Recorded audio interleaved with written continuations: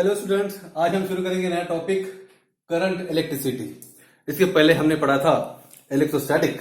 Electrostatic आपको पता है, इलेक्ट्रोस्टैटिक मतलब कि जिसमें चार्जेस जो होते हैं वो एक जगह पर रुके रहते हैं। स्टैटिक यानी कि रुके हुए। हमने देखा कि आपका क्यू चार्ज और आपका minus Q charge, there is force between them, और उसका इलेक्ट्रिक पोटेंशियल, उसके बाद में उसकी इलेक्ट्रिक फील्ड, ओके, उसके बाद में चार्ज। लेकिन ये सब चीजें रुकी हुई थी, मतलब कोई भी चार्ज एक जगह से दूसरी जगह नहीं जा रहा था, एक जगह पे चार्ज रहते थे। और उसमें आपको पता है कि इलेक्ट्रोस्टैटिक में आप सिर्फ कंडक्टर नहीं, हम उसमें इंसुलेटर भी आप कंसिडर करते हैं इलेक्ट्रोस्टैटिक में। लेकिन चार्जेस जो होते हैं वो रुके हुए होते हैं, एक जगह पे सरफेस पे रुके हुए रहते हैं, डिपॉजिट रहते हैं, और वो जो चार्जेस है वो मूव नहीं करते हैं। इसीलिए उसे हम कहते हैं कि स्टैटिक इलेक्ट्रिसिटी। स्टैटिक मतलब एक जगह पे रुका हुआ, उसको हम स्टैटिक कहते हैं। तो ये जो टॉपिक है ये भी आपका इलेक्ट्रिसिटी का ही है, लेकिन ये टॉपिक आपके डे टू डे लाइफ से रिलेटेड है, और ये टॉपिक है आपका करंट इलेक्ट्रिसिटी। करंट इलेक्ट्रिसिटी यदि हम उसका दो पार्ट करेंगे इस टाइटल का, तो करंट और इलेक्ट्रिसिटी, यानी कि वो चार्जेस जो एक जगह से दूसरी जगह मूव होते हैं। चार्जेस जो एक जगह से दूसरी जगह पे मूव होते हैं उसे हम कहते हैं, उस जो इलेक्ट्रिसिटी हम कहते हैं, that is current electricity. In our day-to-day life, we use electricity by 24/7. Our life is touched with electricity. दिन भर हम हमारे मोबाइल को चार्ज करते हैं, वो भी इलेक्ट्रिसिटी है। आप सवेरे जो लाइट ऑन करते हैं वो भी इलेक्ट्रिसिटी, फैन, ये भी इलेक्ट्रिसिटी का ही पार्ट है। And everywhere, like when you switch on your heater, आप इलेक्ट्रिसिटी यूज करते हैं। When you cook on that cooking appliances, वो भी इलेक्ट्रिसिटी है। Refrigerators and so many appliances we use electricity for our convenience. तो ये जो टॉपिक है आपका करंट इलेक्ट्रिसिटी, इसमें हम क्या क्या पढ़ने वाले हैं? इसमें हम पढ़ने वाले हैं कि what is mean by current, what is mean by resistance, what is mean bye potential difference. इसमें हम ये भी पढ़ने वाले हैं कि ओम्स लॉ क्या होता है, यानी किस चीज पे आपका रेजिस्टेंस डिपेंड करता है, वो भी हम पढ़ेंगे। The relation between the voltage, current and resistance. इस टॉपिक में हम फिर किरचॉफ्स करंट लॉ भी पढ़ने वाले हैं, किरचॉफ वोल्टेज लॉ भी पढ़ने वाले हैं कि जब कोई कॉम्प्लेक्स न्यूमेरिकल रहते हैं आपके रेजिस्टेंस के, तो वो सॉल्व करने के लिए या तो आपका करंट डिवीजन, वोल्टेज डिवीजन, ये समझने के लिए हम केवीएल, केसीएल, ये लॉस है, ये भी हम पढ़ने वाले हैं। तो ये सब पढ़ने से पहले हम थोड़ा बात करते हैं करंट की। तो अपने लाइफ में मूविंग चीज को काफी इंपॉर्टेंस है, यानी कि earth rotating, blood is flowing through our body, नदी का बहाव बह रहा है, ओके। और जो चीज रोटेट होती है, जो चीज मूव होती है, करेंसी, ये करेंसी मतलब आपकी जो नोट होती है, आपकी जो मान लो 100 की नोट, 500 की नोट, इसे हम करेंसी कहते हैं। यदि हम उसको फाइनेंस या इकोनॉमिक के लैंग्वेज में कहेंगे तो उसे हम करेंसी कहते हैं, क्योंकि वो एक जगह से दूसरे हाथ में, दूसरी जगह से तीसरे हाथ में ऐसी करेंसी बहती है। नदी का बहाव ऐसे बहता है, ओके, तो उसे हम करंट कहते हैं। तो करंट जो चलने वाली चीजें हैं उसे बहुत इंपॉर्टेंस अपने लाइफ में, लेकिन जो चीज रुकी हुई है, उसको इंपॉर्टेंस बहुत कम है। इमेजिन करो कि ब्लड रुका है, या नो मोर, अर्थ रुकी है, या कोई पैसा रुका हुआ है, तो उसे हम करेंसी नहीं कहेंगे। या कोई रुका हुआ पानी है, या कोई रुकी हुई गाड़ी है, चलने का नाम गाड़ी, यानी कि गाड़ी चलना चाहिए तो उसे हम गाड़ी कहते हैं। कहने का मतलब ऐसा है कि करंट या चलना जो है, यानी एक जगह से दूसरी जगह जाना या मूव होना है, उसको बहुत इंपॉर्टेंस अपनी लाइफ में। लेकिन जो चीज रुकी है उसको ज्यादा इंपॉर्टेंस नहीं है। ये शायद कोई वजह होगी कि आप इलेक्ट्रोस्टैटिक को इतना इंपॉर्टेंस नहीं है आपके इलेक्ट्रिसिटी में जितना आपके ये जो मूविंग इलेक्ट्रिसिटी को है। तो ये जो टॉपिक है इसमें हम करंट इलेक्ट्रिसिटी में हम यही डिस्कस करने वाले हैं कि जो चार्ज जो होता है, जो एक जगह से दूसरी जगह मूव होता है, और वही हम इस टॉपिक में पढ़ने वाले हैं।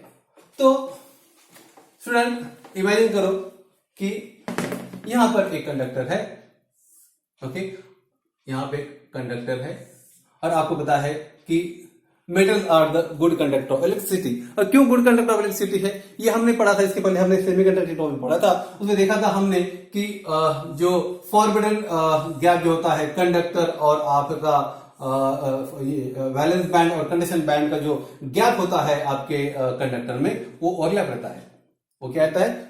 ओवरलैप रहता है। इसका मतलब they need hardly any electricity और the electric field to start the conduction.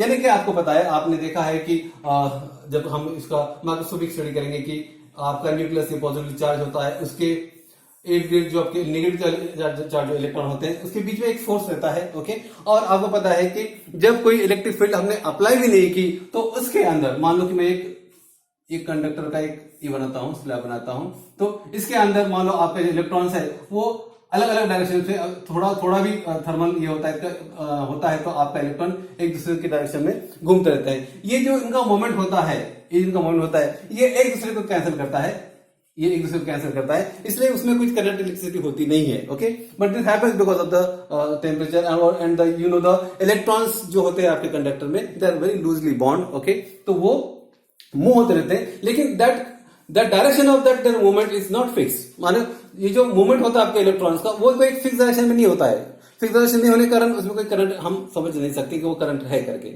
लेकिन जब आप उसको कोई फील्ड अप्लाई करते हैं, तो क्या होता है, फील्ड अप्लाई करने के कारण उनको एक पर्टिकुलर डायरेक्शन मिल जाती है और वो इलेक्ट्रॉन फ्लो होते हैं। और वो जो फ्लो ऑफ इलेक्ट्रॉन है यानी फ्लो ऑफ जो चार्जेस हैं, उसको हम यदि टाइम से डिवाइड करते हैं तो क्या बनेगा, वो बनेगा आपका करंट। ओके, तो स्टैटिक इलेक्ट्रोस्टैटिक में हमने फिक्स चार्ज प्लस क्यू और माइनस क्यू, ओके, इसकी स्टडी की थी।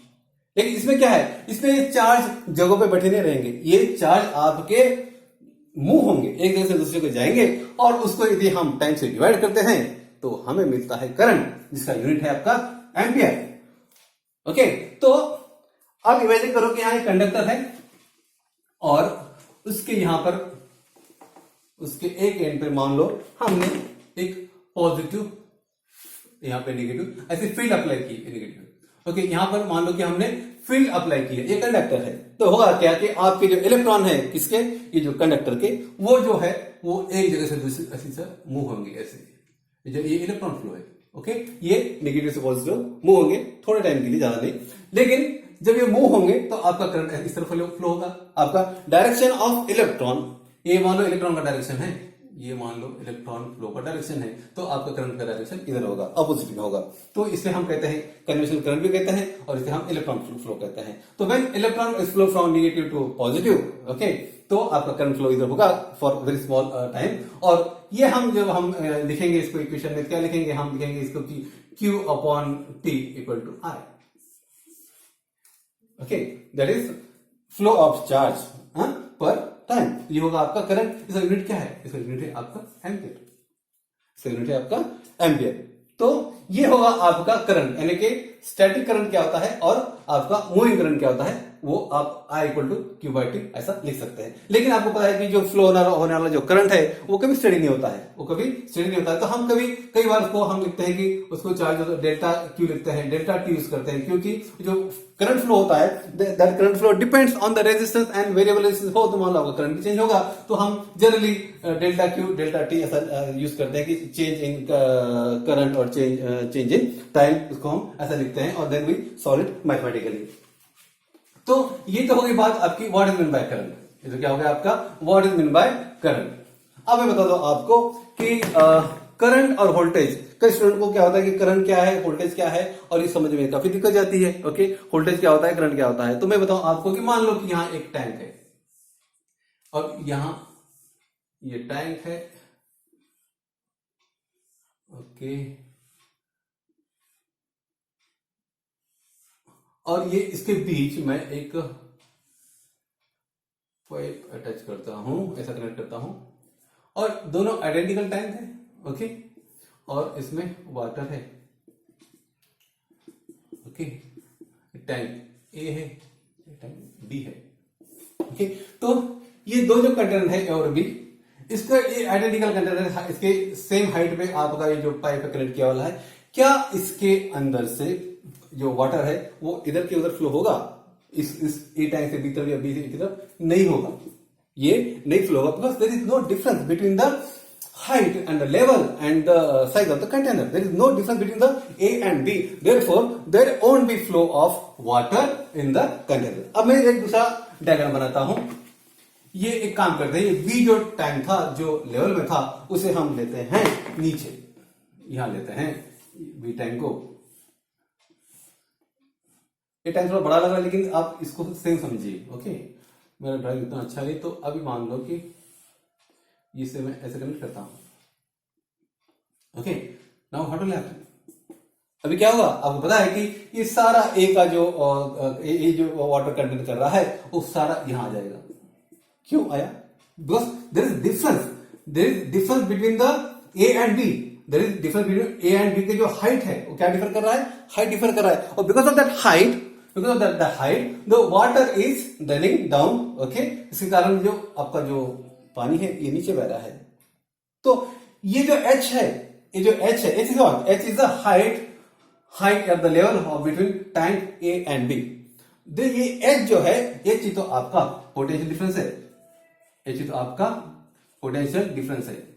मेरे हैंडराइटिंग अच्छी है स्टूडेंट, लेकिन थोड़ा फॉन्ट खराब है। Okay, so the potential difference क्या होगा आपका, ये जो एच जो है आपका आप पोटेंशियल डिफरेंस मान सकते हैं। और जो फ्लो हो रहा है, जो ए से बी तक फ्लो हो रहा है, वो क्या है आपका current.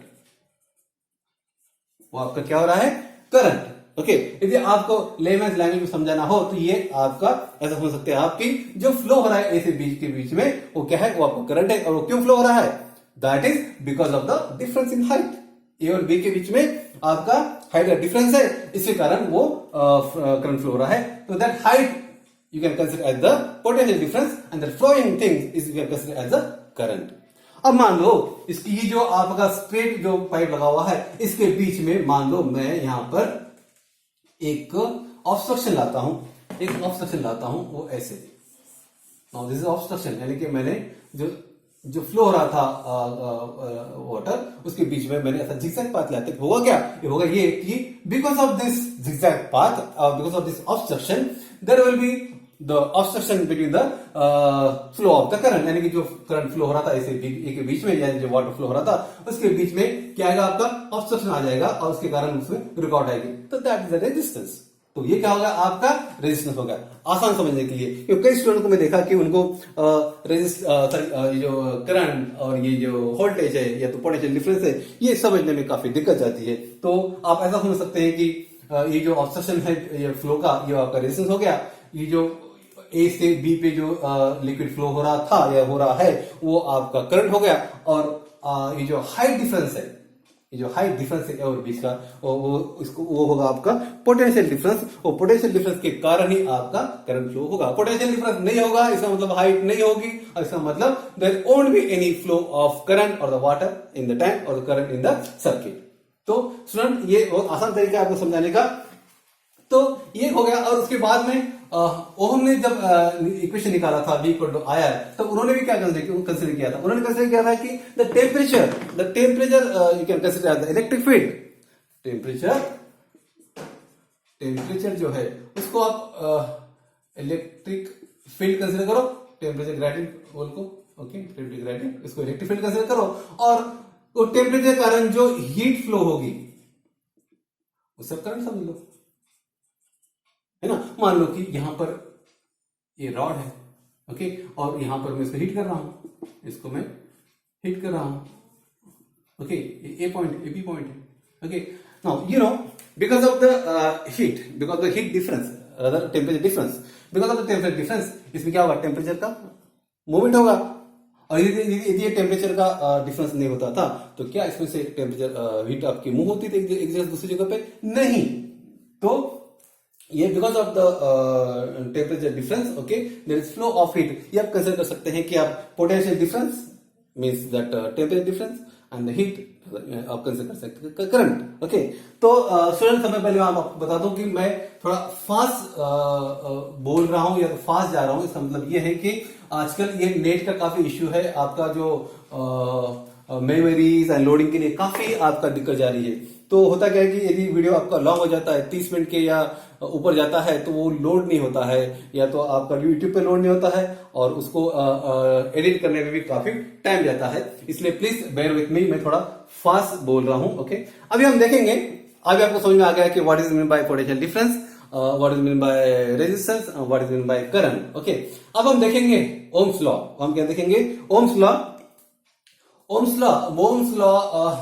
I think George Simon ohm the great, okay, इनका लॉ है, ओके, वेरी फेमस लॉ। वो क्या कहता है, ओम्स लॉ क्या कहता है कि V is directly proportional to I, voltage is directly proportional to current, okay, ये ओम का लॉ है। आपको पता है कि जब भी ऐसा आपका प्रोपोर्शनल का सिंबल आता है तो वहां आके बैठता है एक कांस्टेंट, वहां आके बैठता है एक कांस्टेंट, ओके, और वो कांस्टेंट इनटू आई, तो ये कांस्टेंट है आपका आर इनटू आई, ओके।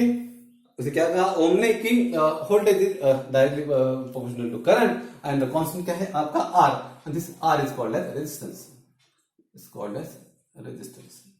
उसका यूनिट क्या है आपको पता है, resistance is measure in ohm, resistance measure in ohm. ये जो रेजिस्टेंस होता है, अब कोई मान लो कंडक्टर लो, मानो ये कंडक्टर है, ओके, कंडक्टर इतना जाड़ा नहीं होता है, कंडक्टर में भी थिन वायर, कॉपर वायर और से एल्यूमिनियम वायर, लेकिन आपके हमारे कन्वीनियंस के लिए मैंने इस कंडक्टर को, मेरा ड्राइंग थोड़ा खराब हो गया है, फिसल जाता है इस बोर्ड पे मेरा ड्राइंग, तो मैं इसको, ओह माय गॉड, ड्राइंग को थोड़ा ठीक कर दो, ओके। मानो ये कंडक्टर है और इसका क्रॉस सेक्शन जो एरिया है ये आर है। क्रॉस सेक्शन एरिया मतलब क्या होता है, मान लो ये पेन है, ओके, पेन को मैं कट करता हूं, या तो ये जो एरिया पकड़ लो, ये एरिया यूनिफॉर्म नहीं, ओके, ये एरिया है, इसे कहते हैं क्रॉस सेक्शन एरिया, और इसका हम आर हमने रेजिस्टेंस लिया, ओके। तो ये आपका कंडक्टर है, मैं कंडक्टर लिखता हूं आपको, कंडक्टर, ओके, एक कंडक्टर है, सिलिंड्रिकल कंडक्टर है, ओके, एक पतला वायर भी लेंगे कॉपर का, उसे आप देखेंगे तो वो एक सिलिंड्रिकल होता है, स्क्वायर नहीं होता है, और मान लो उसका आर, ये क्या है, क्रॉस सेक्शनल एरिया का आपका रेडियस है, ओके। अब जब हम ये रेजिस्टेंस देखते हैं कि ये रेजिस्टेंस किस किस चीज पे डिपेंड करता है, ओके, अभी हम देखेंगे कि जो रेजिस्टेंस है आपका वो किस किस चीज पे डिपेंड करता है, क्योंकि इलेक्ट्रिक फील्ड हम बाहर से अप्लाई करते हैं, उससे करंट फ्लो होता है, तो हम एक रेजिस्टेंस जो होता है आपका वो भी हमें देखना चाहिए, तो रेजिस्टेंस किस किस चीज पे डिपेंड होता है, तो रेजिस्टेंस जो है वो आपका डिपेंड होता है, R is directly proportional to length, okay, R is directly proportional to, inversely proportional to cross sectional area, okay, and और एक बात है, R is dependent on temperature also, okay, यानी आप यहाँ पे प्रोपोर्शनल साइन यूज कर सकते हैं यहाँ पर, क्योंकि जैसा टेम्परेचर बढ़ेगा वैसा रेजिस्टेंस बढ़ेगा। तो ये जो दो प्रोपोर्शनलिटी है, इस पे हम एक फॉर्मूला लगा सकते हैं कि R is directly proportional to L and inversely proportional to A, मतलब कोई कंडक्टर का रेजिस्टेंस बढ़ेगा जब उसकी लेंथ बढ़ेगी, और कोई कंडक्टर का रेजिस्टेंस कम होगा जब उसका क्रॉस सेक्शनल एरिया कम होगा। क्रॉस सेक्शनल एरिया मतलब क्या, कि आपका ये एरिया जितना कम होगा वैसा वैसा उसका जो रेजिस्टेंस है वो कम होगा, लेकिन जैसे लेंथ बढ़ेगा तो आपका रेजिस्टेंस बढ़ेगा। तो यहां पर भी स्टूडेंट एक बात देखेंगे आपकी, R is directly proportional to L and inversely proportional to A, तो यहां भी कांस्टेंट आ जाएगा, वो कांस्टेंट है आपका ये रो, वो कांस्टेंट क्या है आपका रो, इसको रो कहते हैं, okay, and this rho is called as resistivity, okay, इसे कहते हैं हम रेजिस्टिविटी ऑफ दैट मटेरियल और दैट कंडक्टर, ओके। तो ये क्या होगा आपका, rho is the resistivity, okay. तो R is directly proportional to L by A, इससे हमें इक्वेशन क्या मिला, R equal to rho L by A, इसका मतलब आर जो है, जैसा आपका रेजिस्टेंस बढ़ेगा आपका रेजिस्टेंस बढ़ेगा, जैसे आपका लेंथ बढ़ेगा आपका रेजिस्टेंस बढ़ेगा, लेकिन जैसे आपका क्रॉस सेक्शन एरिया घटेगा तो रेजिस्टेंस बढ़ेगा, क्रॉस सेक्शन कम होगा तो क्रॉस सेक्शन एरिया कम होगा तो ये आर बढ़ेगा, और ये ए जो बढ़ेगा तो आर कम होगा, इनवर्सली प्रोपोर्शनल, ओके। बात करते हैं तो थोड़ा आगे पीछे हो जाता है, सॉरी फॉर दैट, लेकिन आप इनवर्सली प्रोपोर्शनल आप समझ सकते हैं। So R equal to rho L by A, एक क्वेश्चन में मिला, तो इसमें रो क्या है, रो आपका रेजिस्टिविटी है, रो आपकी रेजिस्टिविटी है, और मान लो कि अब ये जो आर हमने निकाला, आर क्या मिला हमें, R equal to rho L by A, okay. तो यहां पर यदि हम आर की वैल्यू पुट करेंगे तो क्या होगा, v इक्वल टू ये आर के वैल्यू, आर के जगह हम क्या लिखेंगे, आर के जगह पे हम ये लिखेंगे, तो हम क्या हो जाएगा ये, तो ये रो एल बाय ए और यहाँ पे आई। ओके, हमें क्या क्या क्या इक्वेशन मिला, v equal to rho L by A I. Okay, तो ये यहाँ पे आप देखेंगे रो इज आपका रेसिस्टिव हो गया, L is length of conductor हो गया, आई इज करंट हो गया, और ये क्या हो गया आपका, ये क्रॉस सेक्शनल एरिया हो गया। ओके, मैं जस्ट रिकॉर्डिंग देखता स्टूडेंट, या इस recording. Okay, so now okay, so resistivity हो गया आपका। तो आगे आप देखेंगे कि रेसिस्टिविटी का जो ऑपोजिट होता है, मान लीजिए तो रेसिस्टिव हो गया, लेकिन यदि हम रेसिस्टिविटी को 1 अपॉन रेसिस्टिविटी करते हैं, 1 अपॉन रेसिस्टिविटी करते हैं, ओके, तो आपको मिलता है कंडक्टिविटी, आपको मिलता है conductivity, conductivity equal to 1 upon resistivity, 1 upon resistivity. Okay, conductivity equal to 1 upon resistivity. तो आप ये देखेंगे कि रेसिस्टिविटी का सिंबल क्या था आपका, रो था, तो इसको हम क्या करेंगे, ये जो रो है उसको उल्टा लिखेंगे, तो आपका क्या होगा, कंडक्टिविटी को हम उल्टा कर देंगे, हो जाएगा सिग्मा, एक हो जाएगा आपका सिग्मा। तो sigma equal to 1 upon rho. Okay, sigma equal to 1 upon rho, यानी कि conductivity equal to 1 upon resistivity. समझने के लिए बहुत आसान है स्टूडेंट की रेजिस्टिविटी जो रेजिस्ट करता है, जो रोकता है, उसका रेजिस्टिविटी। कंडक्टिविटी मतलब क्या है कि जो कंडक्शन में हेल्प करेगा उसको हम कंडक्टिविटी कहेंगे, और कंडक्टिविटी हमने सिग्मा लिखा, that is 1 upon rho. Okay, तो यहां पर आपको कंडक्टिविटी का फिर यूनिट क्या होगा, कंडक्टिविटी का यूनिट क्या होगा कि आपका ये ओम है, तो इसका यूनिट क्या होगा आपका, ओम का उल्टा क्या होगा, ये ओम है तो उसका उल्टा क्या होगा, एम एच, मो, मो पर यूनिट। ये आपका क्या होगा, ऐसे हम सीमेंस भी कहते हैं, इसको सीमेंस भी कहते हैं, इसको सिर्फ एमएचओ कहते हैं, या तो हम सीमेंस भी इसको कह सकते हैं, किसको, कंडक्टिविटी को, कंडक्टिविटी का यूनिट। तो ये होगा स्टूडेंट आपका ओम्स लॉ, और आपका उसके बाद में what is mean bye resistivity, what is mean bye conductivity, what is mean bye conductivity. तो इसमें एक आगे और एक बात डिस्कस करेंगे हम, that is the current density. That current density is the ratio of I and A. Okay, ये जो फॉर्मूला निकला हमारा equal to rho L by into I, यानी कि जो हमने इसको यहाँ पे हमने वैल्यू पुट कर दिया आर की, तो हमें ये फॉर्मूला मिला। यहाँ पर आप आई बाय ए, ये जो कंपोनेंट है आपका, आई बाय ए जो कंपोनेंट है, मैं मार्कर देख रहा हूं दिखाने के लिए, यहाँ तो या ये जो आपका पोर्शन है आई बाय ए है ना, यानी कि इसे हम कहते हैं करंट डेंसिटी। इसे क्या कहते हैं हम, करंट डेंसिटी। ऊपर आई है, नीचे ए है, तो this is called as current density. Okay, ये आई बाय ए करंट है, अब अपॉन ए है, तो करंट का आपको यूनिट पता है, करंट का यूनिट है आपका एम्पियर, एरिया का मीटर स्क्वायर। तो इसका यूनिट क्या होगा, तो इसका यूनिट होगा स्टूडेंट एम्पियर,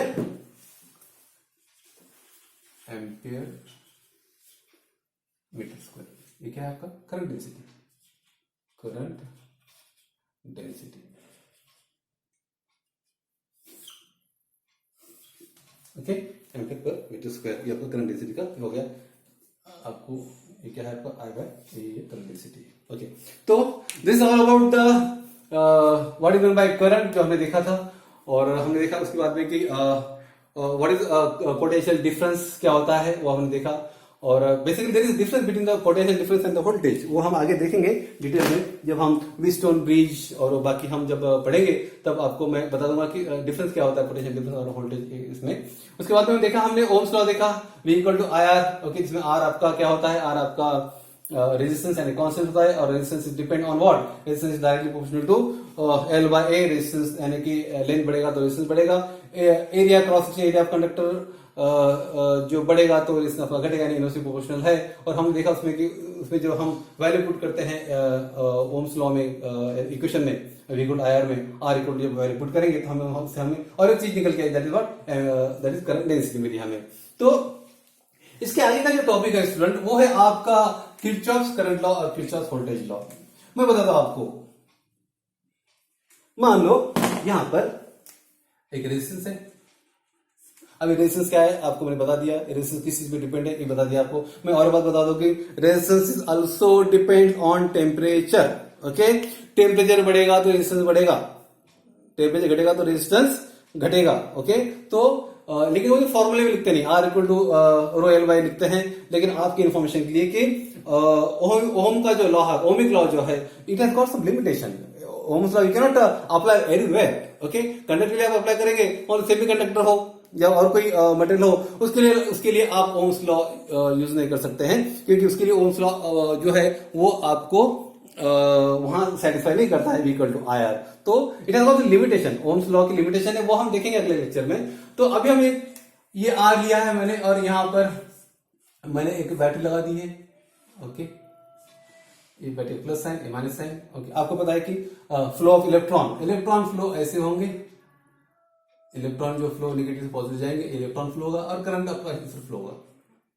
तो अब हम ये भी लिखता हूं, V equal to I R, उसके कारण ये करंट फ्लो होगा, that current will be I. Okay, generally हम यहाँ पे डीसी सोर्स लगाते हैं। ओके, और क्योंकि जब आपको रेजिस्टेंस पैरेलल सीरीज में आपको ऐड करना होता है, या कोई आपको कोई लॉ, मान लो केसीएल, केवीएल, किरचॉफ्स लॉ, उसके बाद में आपका Norton theorem, maximum power transfer theorem, उसके बाद में आपका थेवेनिन थ्योरम, ये सारे थ्योरम आपको नहीं है आपके सिलेबस में, लेकिन कॉम्प्लेक्स सर्किट सॉल्व करने के लिए ये सारे थ्योरम यूज करते हैं। लेकिन आपके सिलेबस में सिर्फ किरचॉफ्स लॉ है, आप लकी हो। तो किरचॉफ्स लॉ जो होता है, किरचॉफ्स लॉ ये तो अपना सिंपल सर्किट हो गया, आपको V दिया हुआ है, आपको R दिया हुआ है, आपने करंट फाइंड आउट कर दिया। लेकिन क्या होता है कि जब आपको एक से ज्यादा रेजिस्टेंस से डील करना होता है, मान लो एक सर्किट ड्रॉ करता हूं मैं, ये और एक निकाल देंगे, निकाल देंगे, निकाल देंगे।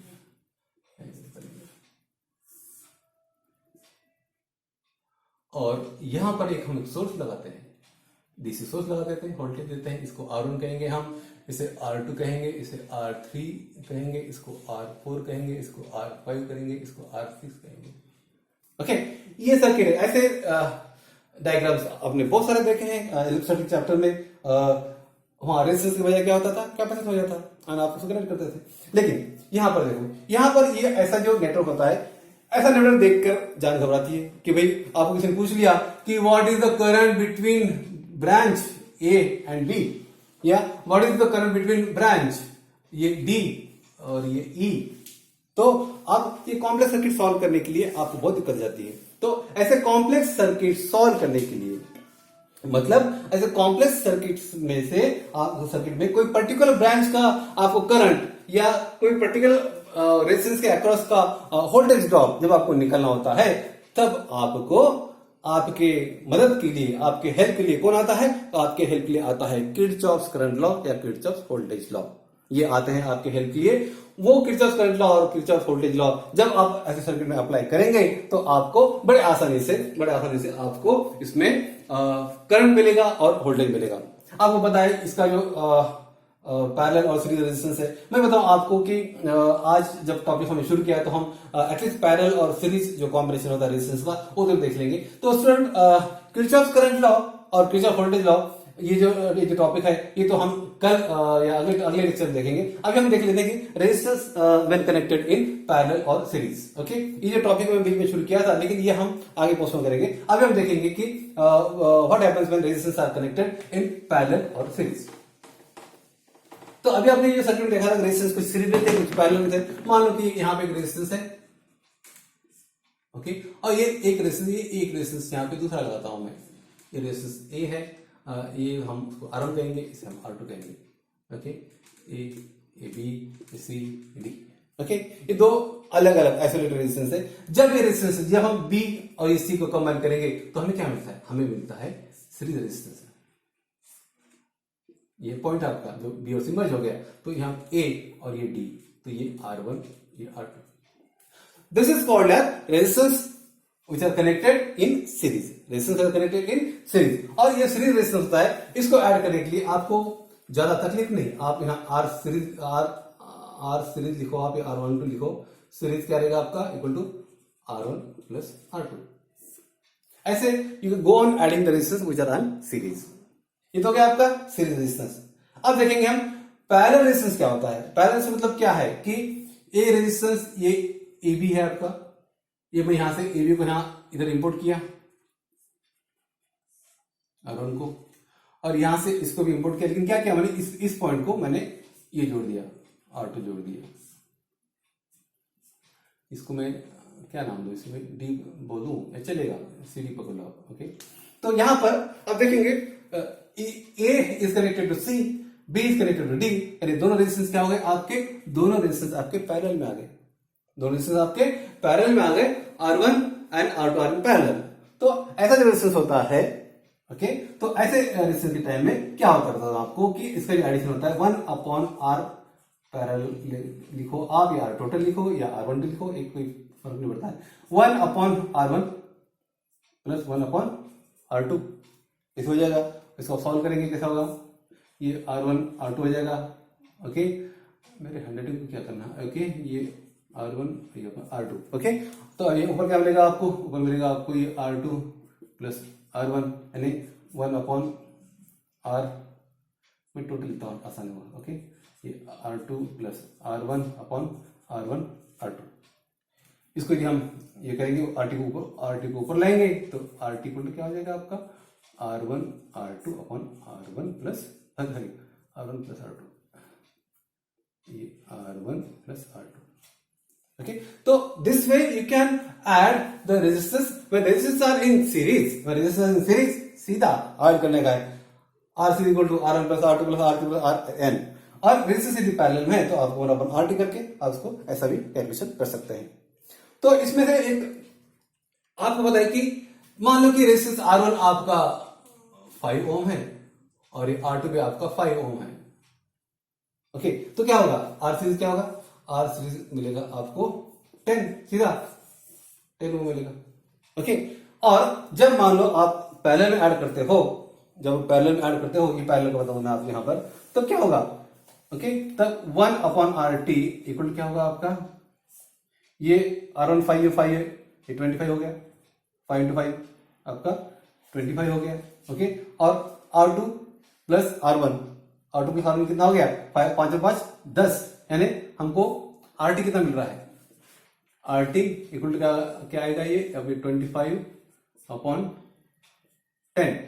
ओके, ये RT इधर जाएगा, 25 इधर जाएगा, 10 नीचे जाएगा। ओके, तो ये क्या मिलेगा 2.5 ओम, है ना। तो यहां पर जब सीरीज कॉम्बिनेशन किया हमने, तब हमें क्या मिला, हमें 5 और 5 10, ओके, सीधा 10 ओम मिला। लेकिन जब हम पैरेलल में ऐड किए तो क्या हुआ, पैरेलल जब हमने ऐड किए तो हमें जो वैल्यू मिला वो 2.5। तो स्टूडेंट ये जो 2.5 ओम है, ये जो total RT is 2.5 ohm. This 2.5 ohm is less than R1, this 2.5 ohm okay also less than R2। लेकिन यहां पर देखेंगे आप कि R सीरीज जो मिला है आपको, it is greater than R1 and R series is greater than R2। इसका मतलब क्या होता है, जब आप सीरीज में रेजिस्टेंस ऐड करते हो तो the total is always greater than the other resistances. जब आप सीरीज में रेजिस्टेंस ऐड करते हो तो जो टोटल आती है वो R1 से भी ज्यादा रहेगी और R2 से ज्यादा रहेगी, और दूसरे कोई भी रेजिस्टेंस ऐड करेंगे RN तक, उससे ये टोटल जो R सीरीज का जो आती टोटल है वो हर रेजिस्टेंस से ज्यादा होगी। लेकिन जब ये रेजिस्टेंस हम पैरेलल में ऐड करते हैं, जब हम रेजिस्टेंस पैरेलल में ऐड करते हैं, then the resultant parallel resistance जो आता है आपका, द रिजल्टेंट पैरेलल का जो सम करके जो रेजिस्टेंस आता है, that is always less than any resistance connected in parallel. अब समझिए, मतलब कि जब पैरेलल में रेजिस्टेंस ऐड किए होते हैं तो जब इसकी जो टोटल आती है, RT टोटल आती है, it is always less than any of the resistance. मतलब RT is less than R1, RT is always less than R2, then RT is less than R3 and RT is less than any resistance is connected in parallel। ये आप ख्याल में रखना, जब आप calculation करते हो सीरीज और पैरेलल का, तो आप ये अपने ख्याल में रखना चाहिए कि जो आपका जो आंसर आ रहा है पैरेलल का, वो आंसर आपका कोई भी दूसरे जो रेजिस्टेंस कनेक्ट किए हुए है उसके वैल्यू से कम ही होना चाहिए, तभी आपका आंसर जो है आपका सही रहेगा। मतलब कि RT यानी जो RT पैरेलल जो कॉम्बिनेशन होता है R1 plus R2 plus R3, तो ये RT is always less than R1, RT is always less than R2, RT is always less then R3। ये कोई आप ख्याल रखना जब ये पैरेलल में होता है। सीरीज में जब होगा सीरीज में जो होगा तो आपको पता है आर सीरीज में मान लो कि R1 है प्लस R2 है प्लस R3 है Rn। ओके, तो ये Rs की जो वैल्यू आती है वो ऑलवेज ग्रेटर देन R1 या R2 या Rn। सीधी बात है, जब आप ऐड कर रहे हैं तो वैल्यू आएगी आएगी, लेकिन पैरेलल जो होती है वो आपका कैलकुलेशन थोड़ा अलग होता है। तो आपका जो पैरेलल का जो वैल्यू होता है पैरेलल रेजिस्टेंस का, it is always less than any of the resistance which are connected in parallel. Okay, तो ये तो स्टूडेंट हो गया आपका पैरेलल और सीरीज रेजिस्टेंस कैसे आप कनेक्ट करते हैं। मेरे ख्याल से अभी आज तक का लेक्चर हमें ही रोकना पड़ेगा, क्योंकि ज्यादा यदि मैं आपको आगे एक्सटेंड करूंगा तो आपका जो जीबी है या जो एमबी है वो बढ़ जाएगा। जीबी एमबी बढ़ गया तो वो आपका रिकॉर्ड करने में भी दिक्कत जाएगा और आपको यूट्यूब में अपलोड होने में भी दिक्कत जाएगा और आपके पास आने में भी और आपको देखने में भी, उसमें डाउनलोड करते समय भी दिक्कत जाएगा। तो सर आज हम यहाँ रुक जाते हैं। कहां तक रुक गए हम? कंडक्टिविटी तक रुक गए, उसमें हमने और टॉपिक ऐड कर दिया, वो सीरीज पैरेलल। तो नेक्स्ट लेक्चर में हम सीरीज और जो पैरेलल है उसको हम थोड़ा और एक्सटेंड करेंगे उस टॉपिक को। उसके बाद में देखेंगे हम किरचॉफ करंट लॉ और Kirchhoff voltage law. Kirchhoff current law को केसीएल कहते हैं और किरचॉफ वोल्टेज लॉ को केवीएल कहते हैं। तो student, I think enough for today and that's it. Thank you.